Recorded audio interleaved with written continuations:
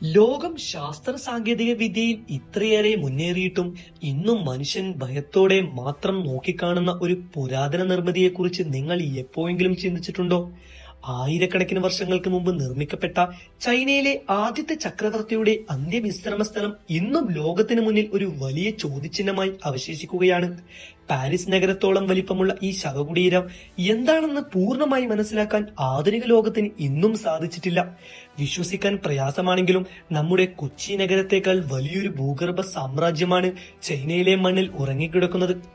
ബഹിരാകാശത്തെ അത്ഭുതങ്ങളെക്കുറിച്ച് പഠിക്കുന്ന ഗവേഷകർ പോലും ഈ കല്ലറയുടെ വാതിൽ തുറക്കാൻ മടിക്കുന്നത് എന്തുകൊണ്ടാണെന്ന് നമുക്ക് നോക്കാം. Welcome to French files. ഈ ചരിത്രം തുടങ്ങുന്നത് 2000-ലേറെ വർഷങ്ങൾക്ക് മുമ്പാണ്. അന്ന് ഇന്നത്തെ പോലെ ഏകീകൃതമായ ഒരു ചൈന നിലവിലുണ്ടായിരുന്നില്ല. പരസ്പരം പോരാടിക്കുന്ന കൊച്ചു രാജ്യങ്ങളുടെ ഒരു കൂട്ടമായിരുന്നു അത്. ആ കലുഷിതമായ കാലഘട്ടത്തിൽ വെറും 13 വയസ്സുള്ളപ്പോൾ അധികാരത്തിലെത്തിയ ഒരു ബാലനായിരുന്നു പിൽക്കാലത്ത് ലോകം മുഴുവൻ അറിയപ്പെട്ട ക്വിൻഷി ഹുവാങ്. തന്റെ അസാമാന്യമായ ബുദ്ധിശക്തിയും സൈനിക വീര്യവും ഉപയോഗിച്ച് അദ്ദേഹം ചിന്നിച്ചിതറിക്കിടക്കുന്ന രാജ്യങ്ങളെ ഒരു കുഴക്കിടയിൽ കൊണ്ടുവന്നു. ചൈനയുടെ ഏകീകരണത്തിനായി അദ്ദേഹം കൊണ്ടുവന്ന മാറ്റങ്ങൾ വിസ്മയിപ്പിക്കുന്നതായിരുന്നു. ഒരേ തരം നാണയങ്ങളും ലിപികളും അളവ് തൂക്കങ്ങളും നടപ്പിലാക്കി അദ്ദേഹം രാജ്യത്തെ ശക്തമാക്കി. ഇന്നത്തെ ലോകം അത്ഭുതത്തോടെ നോക്കുന്ന ചൈനയിലെ വൻമതിലും നിർമ്മാണത്തിന് പിന്നിലും ഇദ്ദേഹത്തിന്റെ ദീർഘവീക്ഷണമായിരുന്നു ഉണ്ടായിരുന്നത്. എന്നാൽ ഇത്രയേറെ കരുത്തനായിരുന്ന ചക്രവർത്തിയെ അലട്ടിയിരുന്ന ഒരേയൊരു പേടിയായിരുന്നു മരണം. എന്നെന്നും ജീവിക്കണമെന്ന് ആഗ്രഹം അദ്ദേഹത്തെ വിചിത്രമായ വഴികളിലേക്ക് നയിച്ചു. അമരത്വം നൽകുന്ന ഔഷധങ്ങൾ തേടി അദ്ദേഹം തന്റെ അനുയായികളെ ദൂരദേശങ്ങളിലേക്ക് അയച്ചു. ആ അന്വേഷണത്തിനൊടുവിൽ മരണത്തെ ജയിക്കാനായി അദ്ദേഹം കഴിച്ചു തുടങ്ങിയ മാരകമായ മെർക്കുറി അടങ്ങിയ മരുന്നുകളായിരുന്നു. ഈ വിഷാംശം തന്നെയാണ് അദ്ദേഹത്തിന്റെ അന്ത്യത്തിന് കാരണമായതെന്ന് ചരിത്രം പറയുന്നു.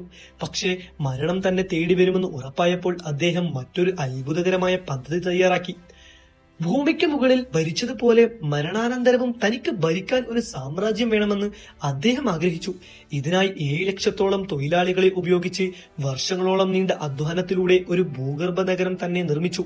ശവകുടീരത്തിന്റെ നിർമ്മാണ രഹസ്യങ്ങൾ പുറത്താകാതിരിക്കാൻ ഇതിൽ പങ്കെടുത്ത പലരെയും അവിടെ തന്നെ ജീവനോടെ അടക്കം ചെയ്തതായും പറയപ്പെടുന്നു. സിയാന്യാങ് എന്ന നഗരത്തെ അതേപടി പകർത്തി വെച്ചതുപോലെ കൊട്ടാരങ്ങളും പൂന്തോട്ടങ്ങളും സൈനിക താവളങ്ങളും എല്ലാം മണ്ണിനടിയിൽ ഒരുക്കി. ഇന്ന് നാം കാണുന്ന ടെറാക്കോട്ട സൈന്യം ഈ വിപുലമായ ശവകുടീരത്തിന്റെ ഒരു ചെറിയ ഭാഗം മാത്രമാണ്. 1974 ഏതാനും കർഷകർ കിണർ കുഴിക്കുന്നതിനിടയിലാണ് അവിചിതരമായ ഈ അത്ഭുതം ലോകത്തിന് മുന്നിൽ വെളിപ്പെട്ടത്. മണ്ണിനടിയിൽ കൃത്യമായ സൈനിക വിന്യാസത്തോടെ നിലനിൽക്കുന്ന ആയിരക്കണക്കിന് കളിമൺ പ്രതിമകൾ കണ്ട് ലോകം അമ്പരന്നു പോയി. ഓരോ പട്ടാളക്കാരന്റെയും മുഖഭാവവും വസ്ത്രധാരണവും ഹെയർ സ്റ്റൈലുകളും വ്യത്യാസമായിരുന്നു എന്നത് ഇന്നും പുരാവസ്തു ഗവേഷകരെ അത്ഭുതപ്പെടുത്തുന്ന കാര്യമാണ്.